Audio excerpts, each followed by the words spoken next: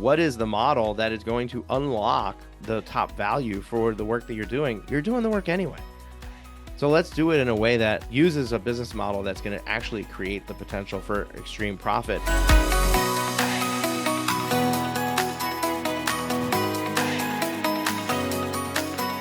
Well, hello and welcome to another guest interview here on the Profit with Law podcast. I'm your host, Moshe Amsel, and today I have Jessica Lackey. Jessica Lackey is the CEO of Jessica Lackey Consulting. She's a strategy and operations advisor who blends business strategy, practical application, and a human-centric approach to create sustainable businesses.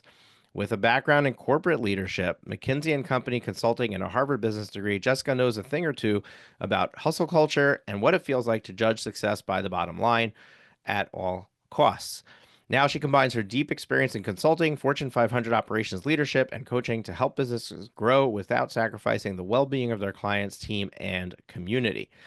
As a matter of fact, I just found out that Jessica is launching a brand new podcast. By the time you listen to this show, it will be out, so you can check it out. It's called Aggressively Human. And the premise of the show is basically, hey, everybody's telling you go AI, use ChatGPT for everything. And if you're in a professional services or knowledge-based business, then maybe you should be putting some more personal touch into your business. So love to see that podcast and how it hits the shelves, and listen to the first couple of episodes, but we'll link that up in the show notes if you want to check it out. Jessica, welcome to the show. Super excited to be here. Thank you for having me. It's my absolute pleasure. So Jessica, what I like to do, tee it up for you with a really easy question, because you probably know yourself, so you can answer this one.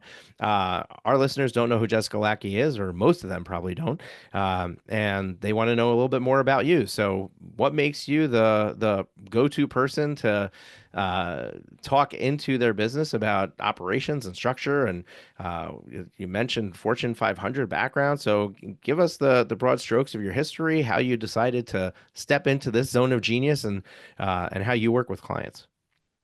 So my brief background is that you're right. I climbed the corporate ladder for 15 years. I worked at McKinsey and Company. I got my MBA at Harvard Business School. I worked for 7 years at Nike doing supply chain operations and management.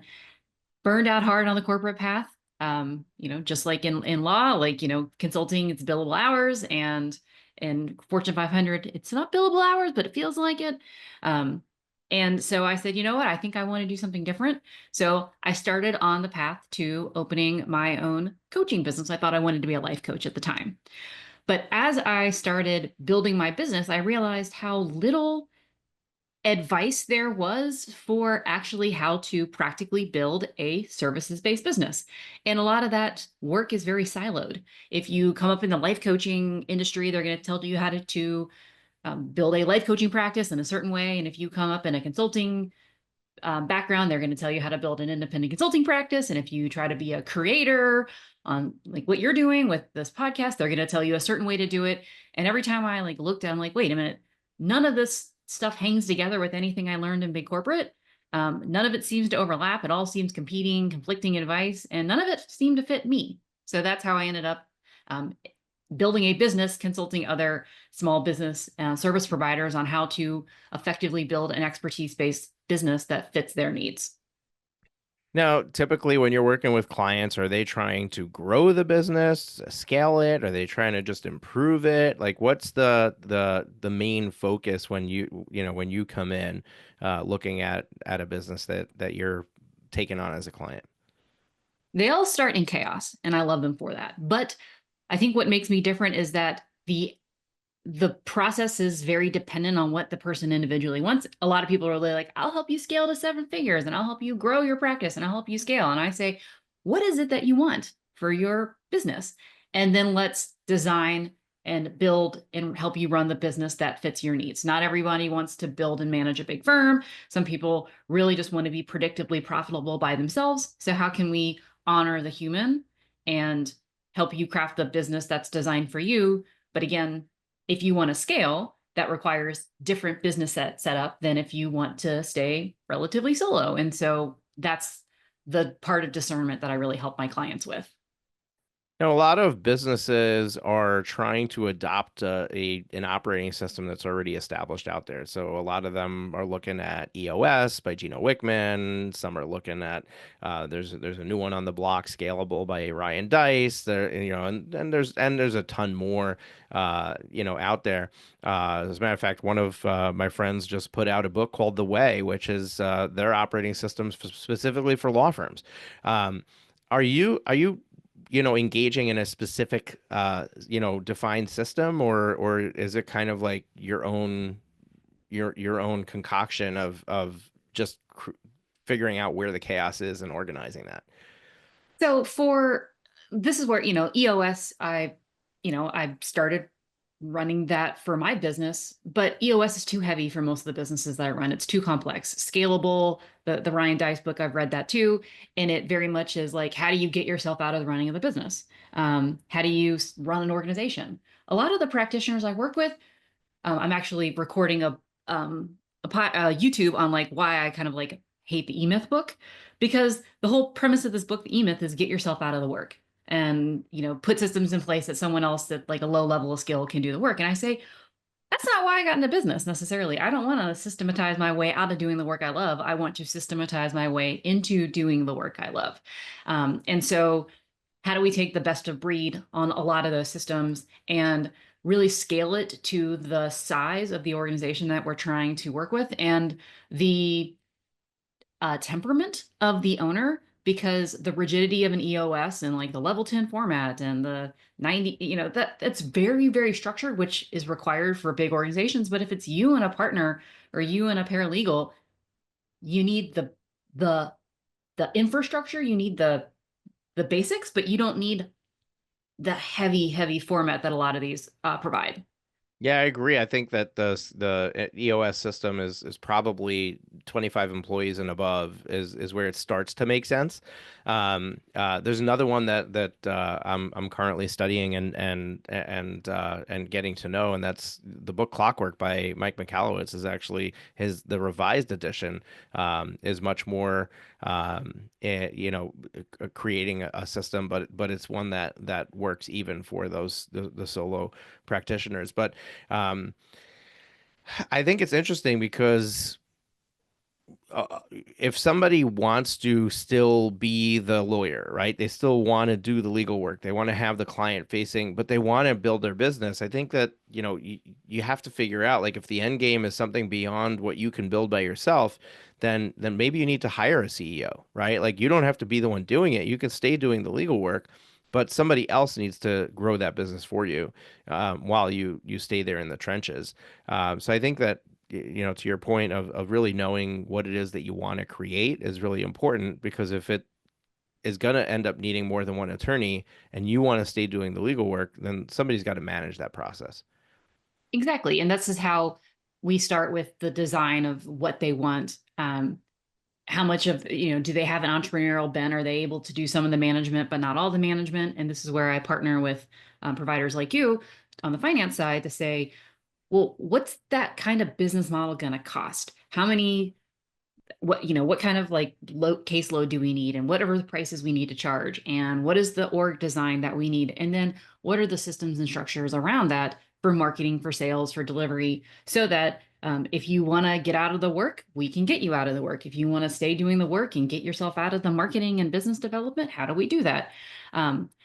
What they talk about almost always in the books is particularly those books is usually selling products as well, and it's not selling services. And so how do we, as expertise-based businesses, there are systems that are missing in a lot of those books, like establishing authority and using content to help market on your behalf. Again, like if you're trying to scale up a franchise, you need a lot of customers. If you're trying to build a sustainable law practice, you could probably do it with less than 100. And so the marketing is very different. And so, again, trying to use these systems that are meant to scale production of widgets is different than how do we build a sustainable agency business.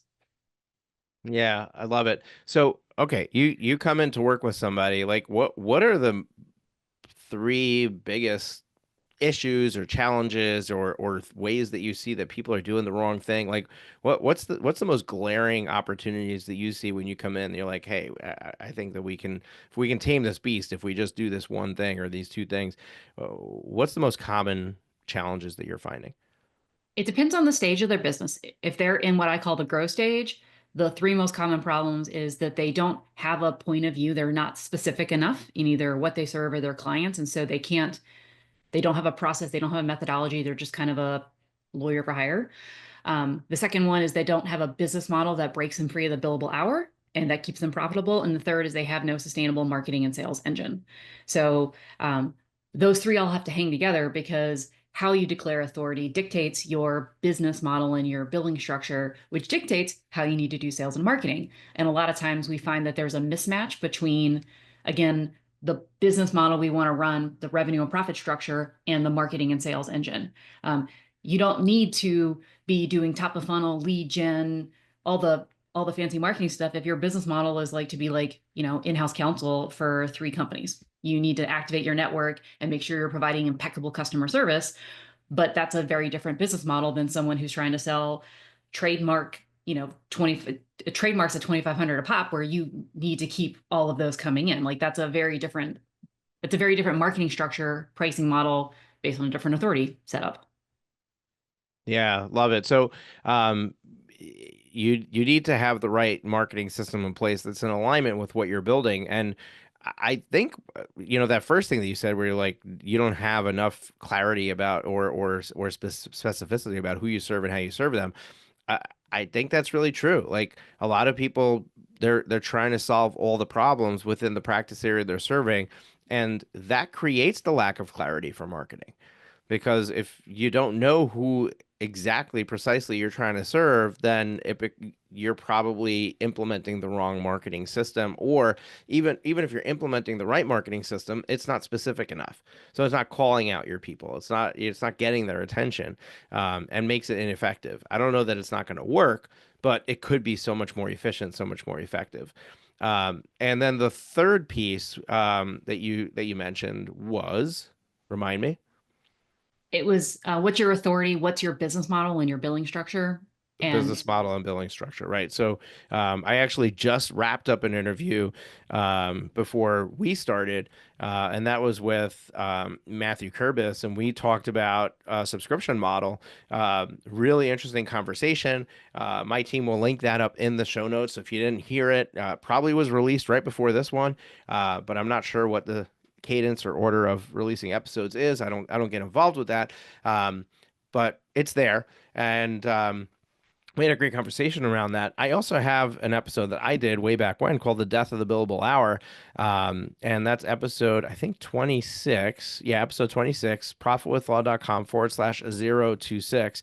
And in that episode, I make the case for why you need to get away from the billable hour. And in the episode with Matthew, I did some live math to basically contrast and show how in an estate planning attorney billing by the hour, the most that they could bill in a year is a little over 500,000. Where if their flat fee easily, even with the price not being where I think it could be or should be, they can do 1.6 million. So their ability for production of revenue triples when you get away from the billable hour. And I think that's what you're referring to, Jessica, what is the model that is going to unlock the top value for the work that you're doing? You're doing the work anyway. So let's do it in a way that uses a business model that's going to actually create the potential for extreme profit. But not just that, also it makes the business much easier, because when you're only generating a third of the revenue from an attorney, what is really happening is you're serving a lot more clients to get there. So your marketing has to work harder, your sales process has to work harder, and so everything collectively is working harder. And when you can unlock more value per client, what that does is it takes some of the pressure off of that marketing side. It takes some of the pressure off of that sales side and allows you to really step into something that maybe you can spend more to acquire a customer, where before it just didn't make financial sense for you. So you were looking for a solution that was harder to find. I couldn't have said it better myself, so I'm glad you said it. But this is one of the other, I guess, the fourth thing that's challenging is that the other six systems I work with is kind of business operations, people, and strategy and metrics management. So, which are all significantly more complicated when those are the what I call the scale systems. You have to put those in to scale, but if you do that before you've really nailed down who and how you serve, the what you were just talking about, then you end up, putting in lots of systems and like technology to like make quote unquote things easier when you could make it a lot easier if you just um, left half of your client base behind and only worked with the right clients. You wouldn't maybe need quite as much admin staff and as many people that are going to drain your profit if you work in a different way. Like, why spend all this time tracking hours and sending out monthly invoices that are customized if you don't have to do that? And then it makes goal setting, metrics management much easier. And so the fourth trick I find is people implementing systems to make them quote unquote more efficient by making low value work more efficient versus looking at ways to eliminate low value work. Because that's where you get caught in the profit trap of I'm going to hire lower paid staff to do this work. But first, without asking the question, should I even be doing this work in the first place? Should I set up my systems to handle this when I could not in first place?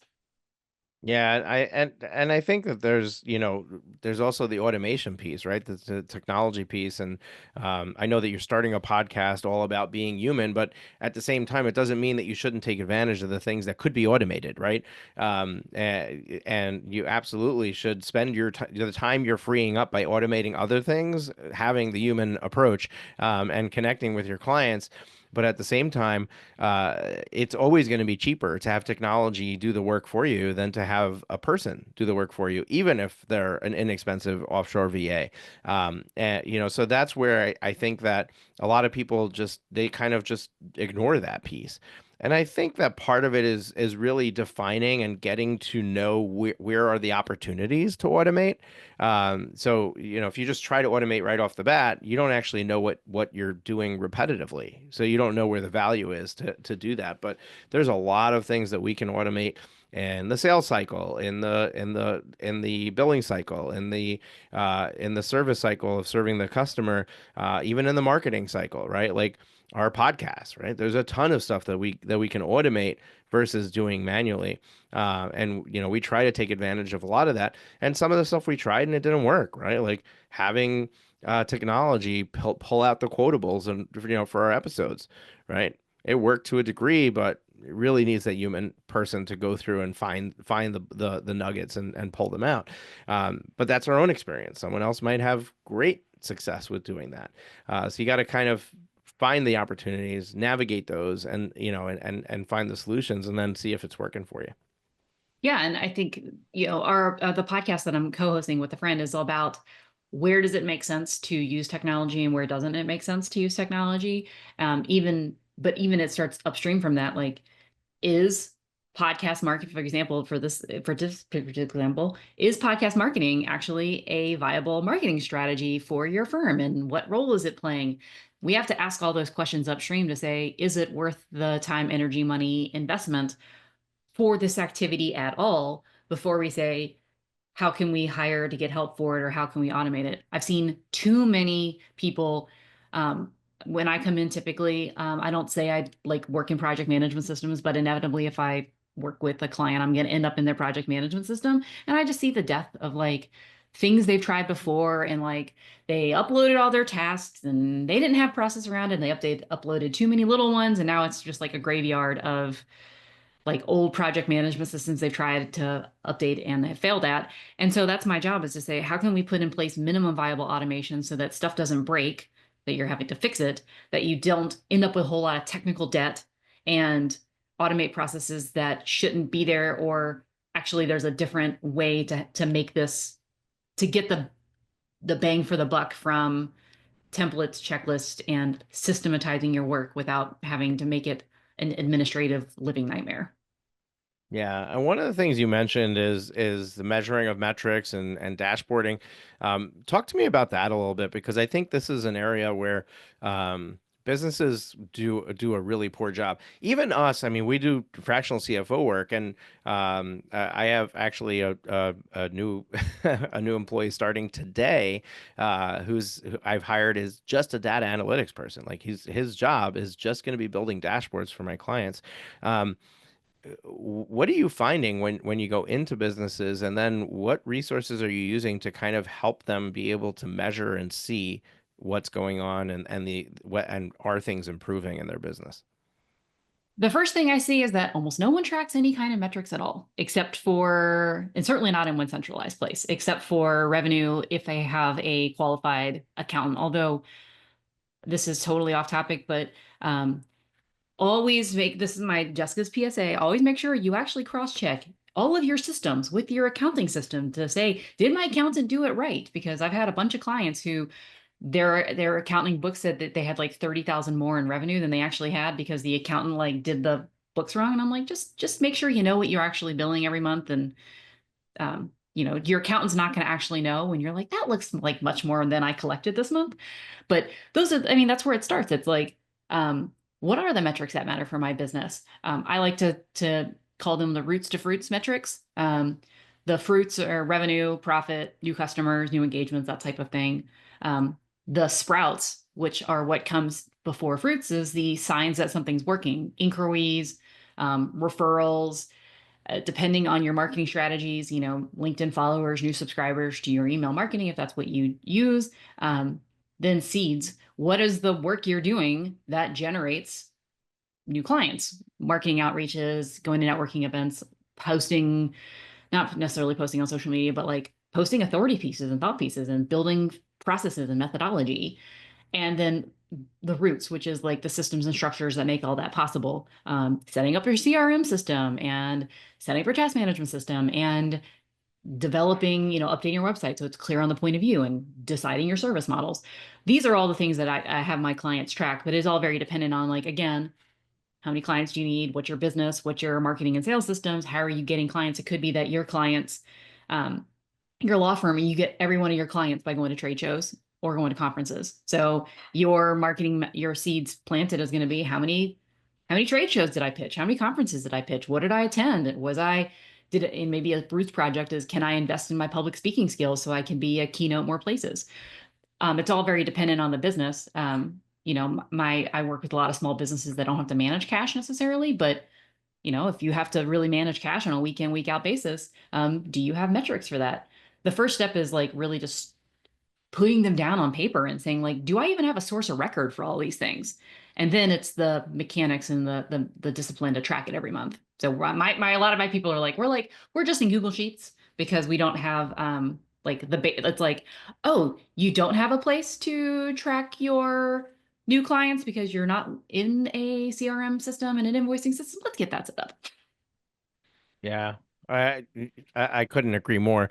So many clients that come in the door, not I mean they have their books, right? But they're not it's got all kinds of errors in it. It's not set up properly. And then even then they're not looking at it, right? They're not looking at the data because the data is not presented in a way that makes sense.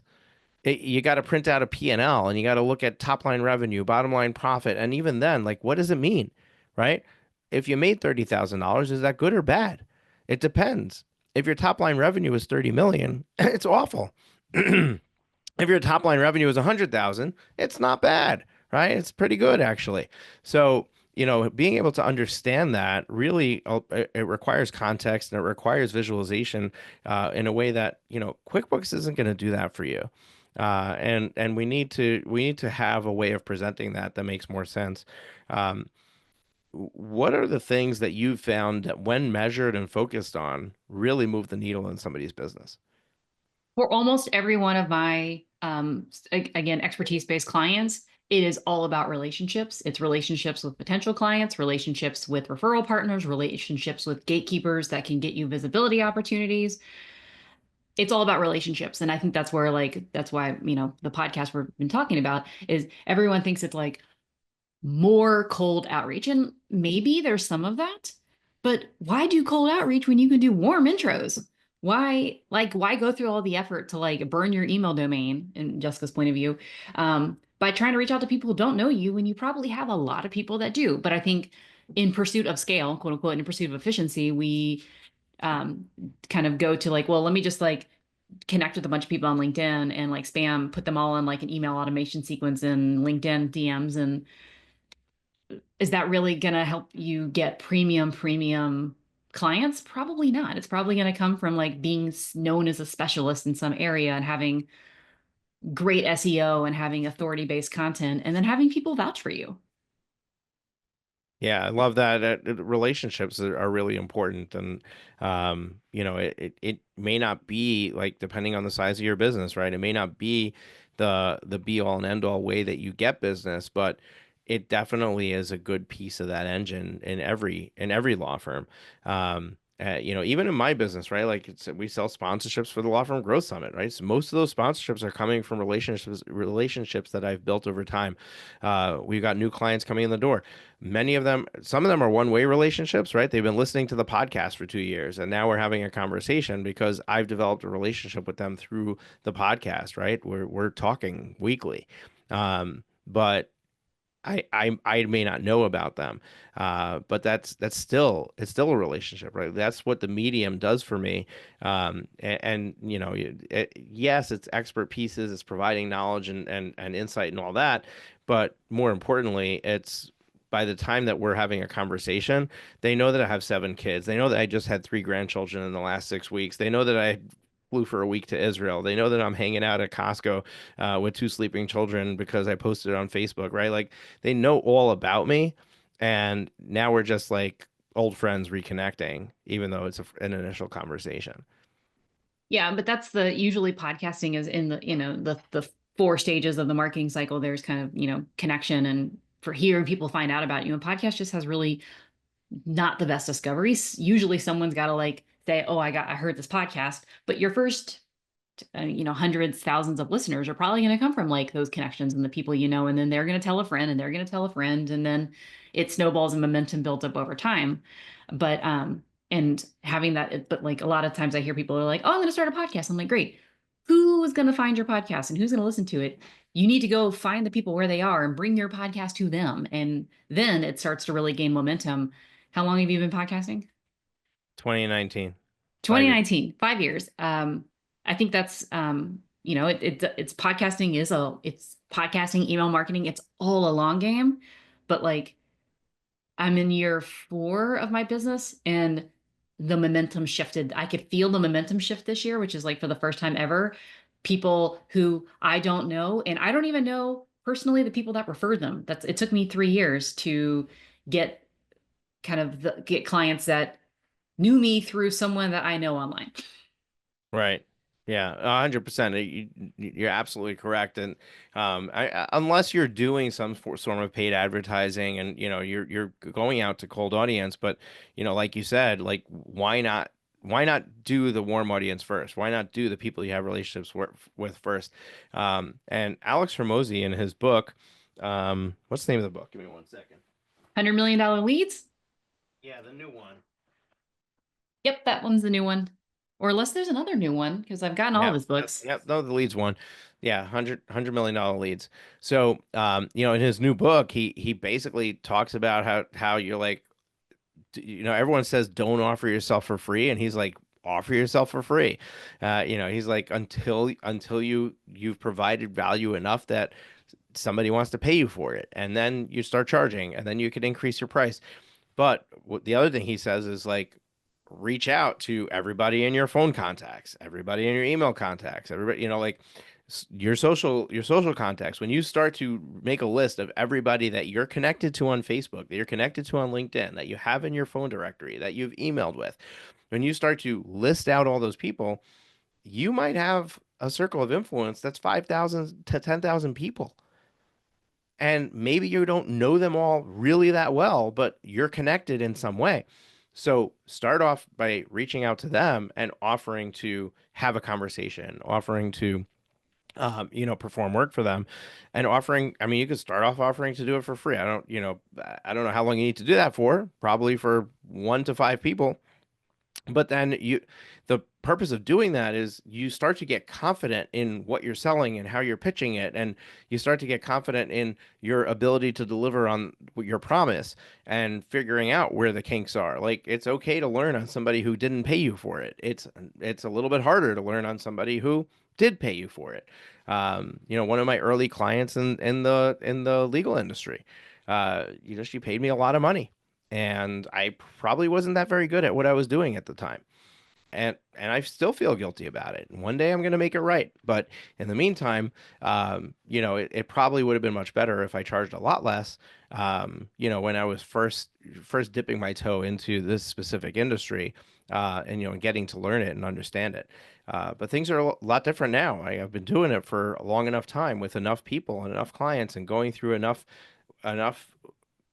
good moves and bad moves along the way, to know what direction I need to take them in, where I need to guide them, and the kind of results that I can help them achieve, and to also be confident that if they're not achieving it, it's not on me because it's just that they haven't done what they needed to do. And because you've been doing this repeatedly for such a long time, now you're able to build the systems and the structures and the authority and the point of view to command. You're like, yeah, I've got proven results. I've got a proven process. And that's what, on the operation side is like, all right, how do we translate that into offer structures, pricing, systems, the back end support that allows, once you've got the flywheel going, how do you keep the flywheel going with less effort from you as the business owner? And again, like if you want to keep growing, if you want to keep scaling, if you want to stop doing legal work and start making your money as a speaker or an authority or a thought leader, like these are all options available. Um, but going back to kind of like the scaling up and the EOS and all those systems, like they're kind of built for growth. But what if you want to not grow? You want to stay stable, or you grew too big and you're like, you know what? I opened up that second office and maybe I don't really want that. So how do we architect the profit org model that's right for you and help you build it and help you design it? Yeah, love that. All right, so we talked about the 6 to 8 different areas that you work in. I forget what the count was, and we kind of honed in on a bunch of them. We talked about how when you first get started with somebody, what are the challenges that you face. What's possible for somebody, if they've worked with you long enough, right? And I guess what they've done is they've basically stabilized all these areas, right? And they've got a plan and a process, and they're executing on them, they're measuring in them. Um, what's the end result? And if they're truly executing on all of these, how long does it take to do that? Phase one, I would say it takes like a year to stabilize your systems, and that year can be longer if you need to hire people in order to do that, because hiring by itself is the 3 to 6 month process between setting them up for hire and then actually training them to do things. But stabilizing takes generally about a year. Getting momentum from the stabilization takes probably another year or so. And then the question is like, where do you want to go from there? Is it stabilize? Is it sustain? Is it the next stage of growth? And then there's a period of, it sounds so like crass, but it's like preparing the reserves. So like every time there's a step change, you've probably read the book 10X is easier than 2X. I have Uh, not. okay. Who wrote it? Uh, it's a duo, Benjamin Hardy and Dan Sullivan, I think. Okay. But the concept is okay, like, 2X is incremental change and 10X is like focusing on the most valuable things in order to make a real step change growth.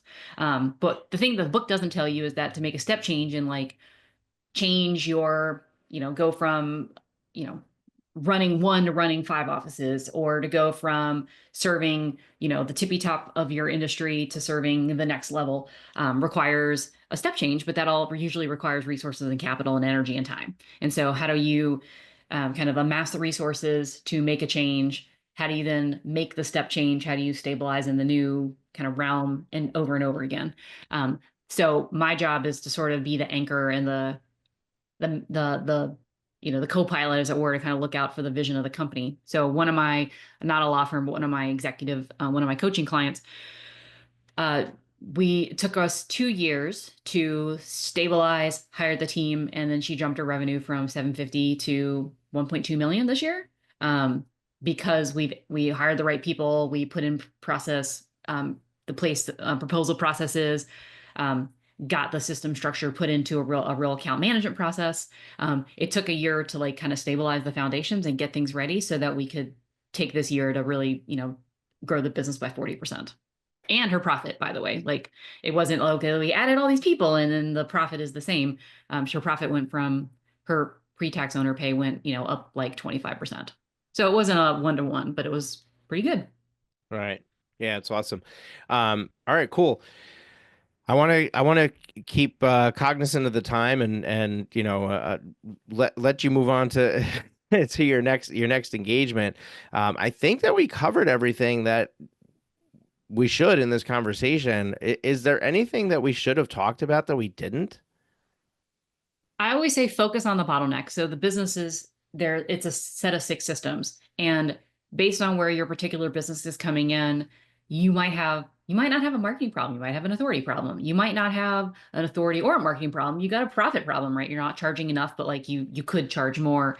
You've got, you're living by the billable hour. Not every business is going to be the same. So really say, what's my business bottleneck, and devote all of your resources to fixing the lowest, the bottleneck that's in the way. And that's going to shift every time you address one, something else is going to shift and move the bottleneck. But this concept of focus on one thing at a time, the next problem, that's really important because it can be easy to, I don't want to say fritter away, but I'm going to say fritter away your attention and focus on things that seem like they're urgent and important, but really you're dancing around the thing that's actually going to move the needle in your business. Go do the thing, then move on to the next project, focus on, one or two major projects at a time.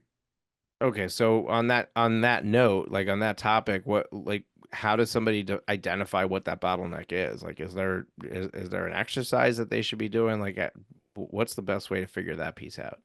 So one, always start with your numbers. So get the foundations. So, get your profit and loss statement. Make sure you know what it is from your accountant and bookkeeper. But then there's this tool called the five whys. So you start with the top level question, like why am I not making enough money? And then you drill down 4 or 5 levels deep till you get to a root cause answer. And that's usually going to be the presenting bottleneck. So if you're at the top level and say I'm not making enough money, well, am I working more? Am I working at my hourly rate or not? If I'm working at my hourly rate, then am I, spending too much on OpEx? If I'm not spending too much on OpEx or I like it, I'm at the appropriate ratios, well, then is my top line too low, and why is that? So you drill down all the way to the problem and say, again, is the problem in one of these six systems? Okay, awesome. Folks, that's what you got to do.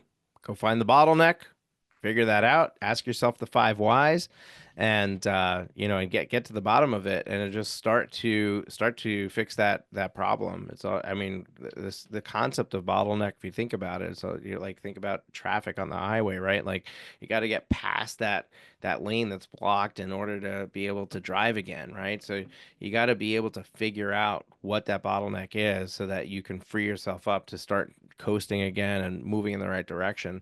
And love that advice, Jessica. Jessica's also talked about all these different domains in your business where you need to get really good about knowing what's going on and being efficient in those areas, and having a plan. So we started the conversation saying, hey, you need to be really clear about what it is that you want and the direction you need to go. And then from there, it's okay, what's the bottleneck? What's the thing that's keeping me? And then let's focus on the right system and the right way of getting there. Jessica, as we part ways, we had closed down this episode. I want to give you two opportunities. One is share one parting piece of advice or wisdom with our listeners that that you want to reiterate or that we haven't talked about. And then the second is, how do they learn more about you, take next steps in getting to know you, or explore what it might look like to work with you? So, other than focus on the bottleneck, which I think is my primary parting piece of advice, it's timelines probably take longer than you think. So, take on fewer things, but approach them with more intensity, because trying to take on like 15 projects at once, it's really going to spread your focus. How can you knock down one at a time? I think that's really important, because then you don't have the context switching from overhead. So that's the biggest piece of advice is like focus on fewer, better commitments. And then they can find me at jessicalackey.com. And on there, you can find the blog with my 6 systems outlined and connect with me there. Awesome. And we will put all of these links in the show notes, including the books that were mentioned, the podcasts that were mentioned. Everything will be linked up in the resources section of this episode. You can get it by looking at the description in your podcast player, or you can go to profitwithlaw.com, where you can also find almost 500 other episodes to binge on, listen to, explore, and check out. Also, we have a YouTube channel where this episode, along with every other episode that we've done in video format, is posted. We also have a ton of content that we've created specifically for YouTube that's not on the podcast. So if you're listening to the audio, you want to definitely go to YouTube, go to the Profit with Law channel. You can get there easily with our direct link, profitwithlaw.com/YouTube.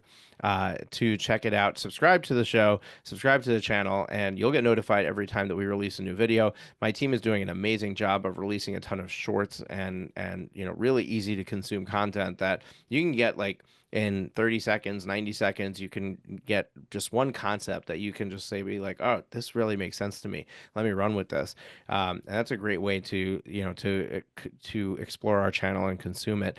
And if you want to learn more about working with us here at Profit with Law, you can check out our Elite program, which is specifically for solo attorneys looking to grow beyond themselves. Go to profitwithlaw.com/elite. Or if you want to just jump on the phone with somebody on my team to walk through a strategy session of, what might be your bottleneck, what might be the next things that you should focus on and the next thing you should do, go to profitwithlaw.com/strategy session, book a call, and we will be happy to get on and spend 45 minutes with you to explore and help you figure that out. Folks, this has been an amazing conversation, a lot of insight, and the good news is that we're not done. Next Thursday, we have another guest coming your way, and we are excited to be sharing more amazing insight with you. Stay tuned to the Profit with Law podcast. Hit that subscribe button. We'll see you next week. Take care.